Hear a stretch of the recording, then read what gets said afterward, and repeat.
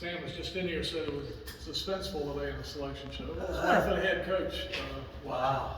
Yeah, it was, it's been probably a nervous 4 days. If you talk to my wife, she must be close to an angel. So I probably watched with that ESPN3 app.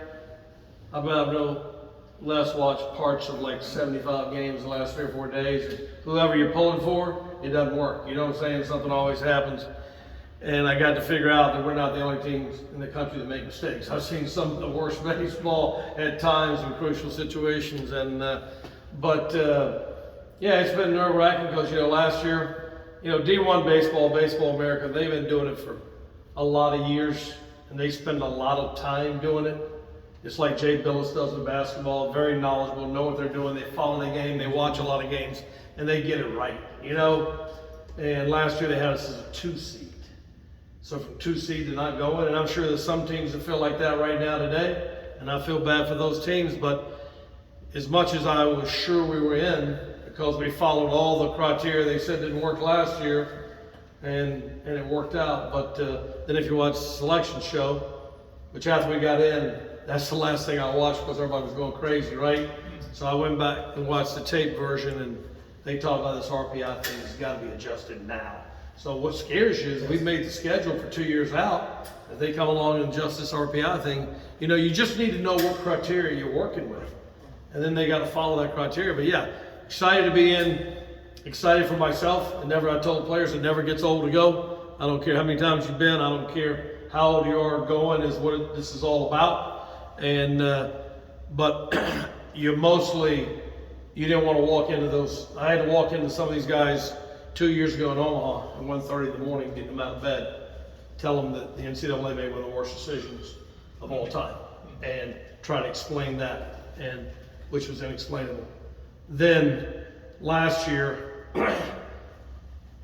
we knew we didn't get in, and the players, JT Jarrett called me and said, "Coach, will you have a team meeting at 6 o'clock and try to explain this to us?"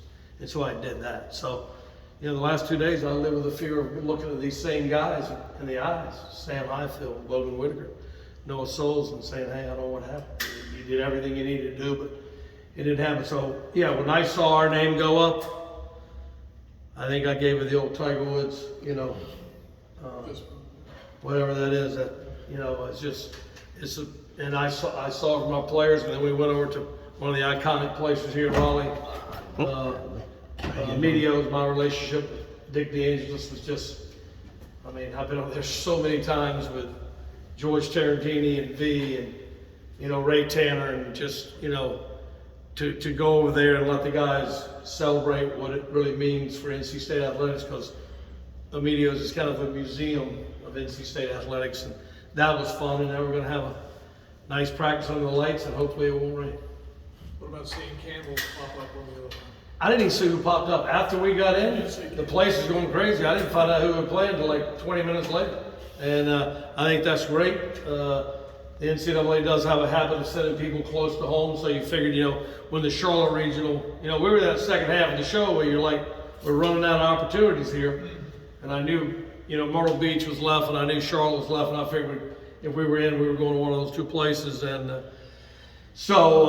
yeah, Campbell, what a great year they've had. And I listened to the show, and they talked about how they might have an extra chip on their shoulder because of the regional thing. And a lot of people felt like they should have hosted, and I know Campbell does. And I think they were in that top. They obviously went by RPI and strength of schedule. I think we had a RPI of like 23 or 4. It kind of fluctuated all week.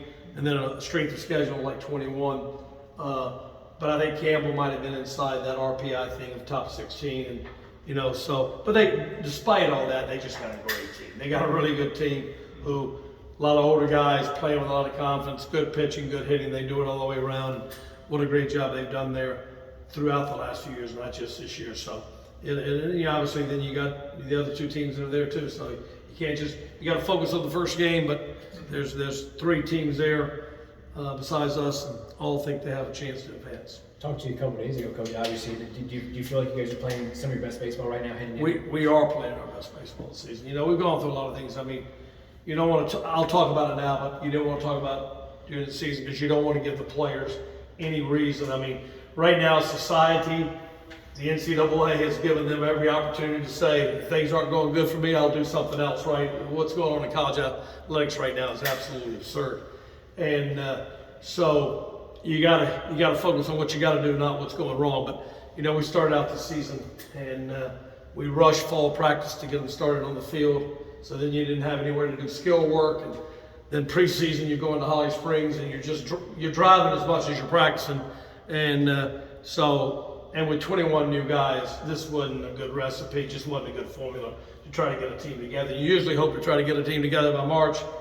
I think we got our team together sometime in mid-May or something like that. And we're probably playing our best baseball of the season. But with that said, there's 63 other teams out there that might be playing their best baseball of the season and all year long have done it. So, but it's good to be dancing. You know, that's what you play for. You play to dance in the postseason.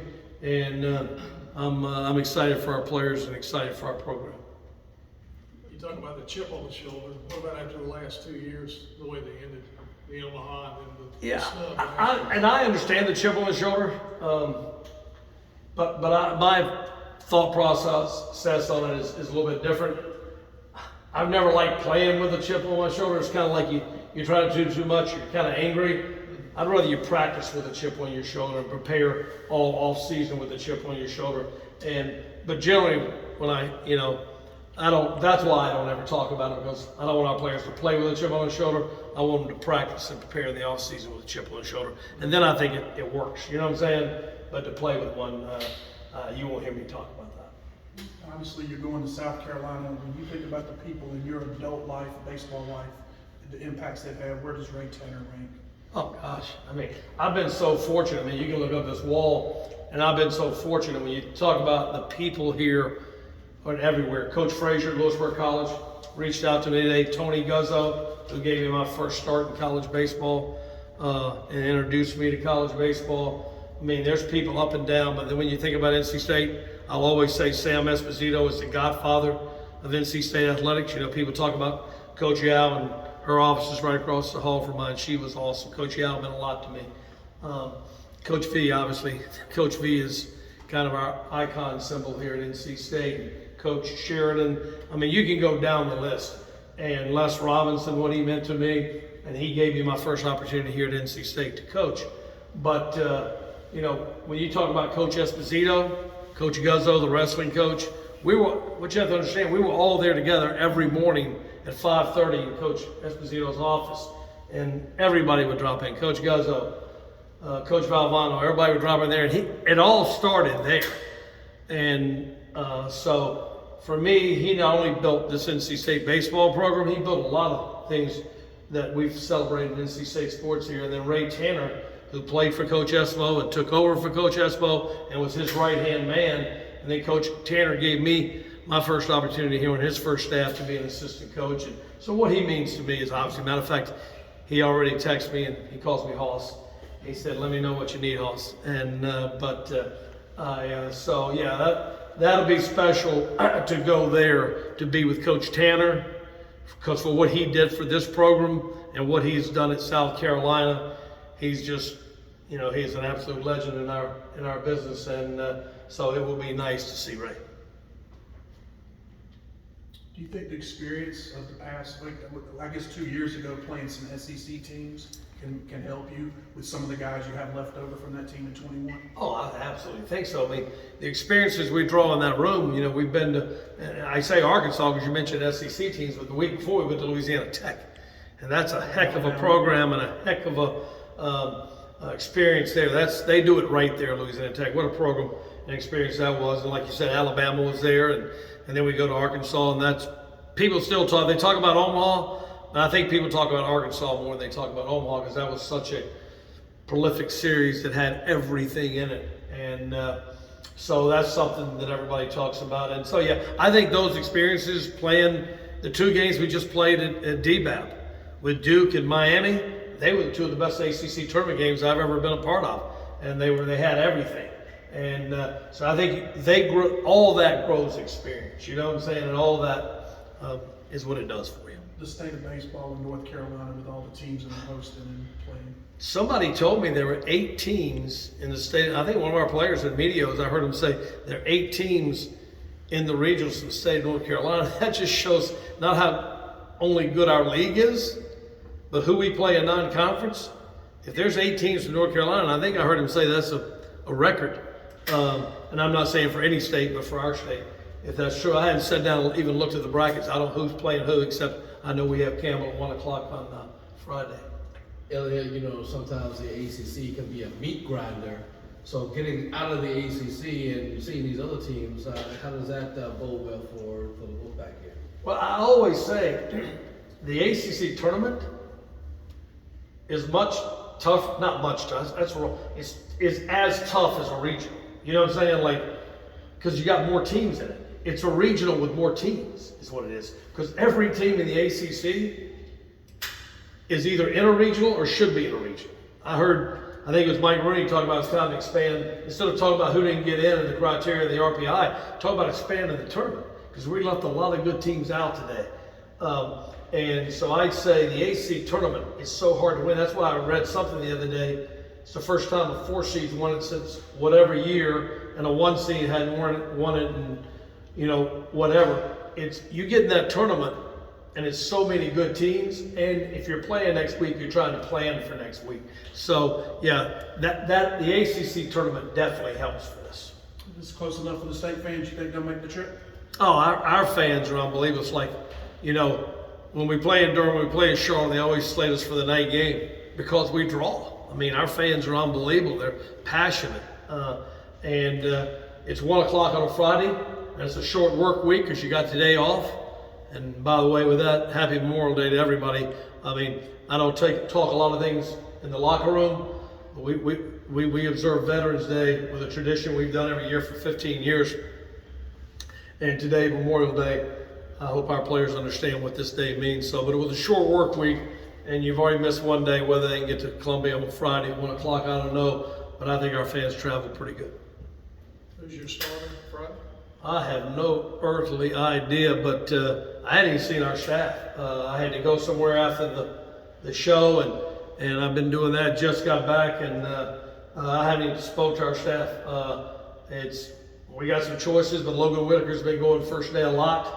Sam Highfield, who's been in this kind of situation a lot. Matt Willison, who's been in this situation a lot. It'll be one of those 3, but I don't know which one it'll be. When we think of Campbell, I think they're like the highest run production team, you know, in the nation. So I guess pitching is going to have to be at a premium when you face those guys. Well, pitching's at a premium no matter who you face. I mean, that's the name of this game. You know, it's, I don't know what Yogi Berra said, but he had a great statement about it one time.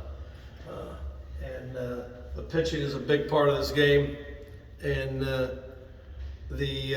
so it doesn't matter who you play, but obviously Campbell, we've read their stuff. We play them every year. We miss them this year somehow. And, but they got a great team. You know what I'm saying? It's just not hitting or whatever. They got a great team. So yeah, we'll have to pitch, but we'll have to play defense, and we'll have to be opportunistic when we get runners on base. Anything else? Thank you. Thanks for all y'all Thanks, showing Coach. up.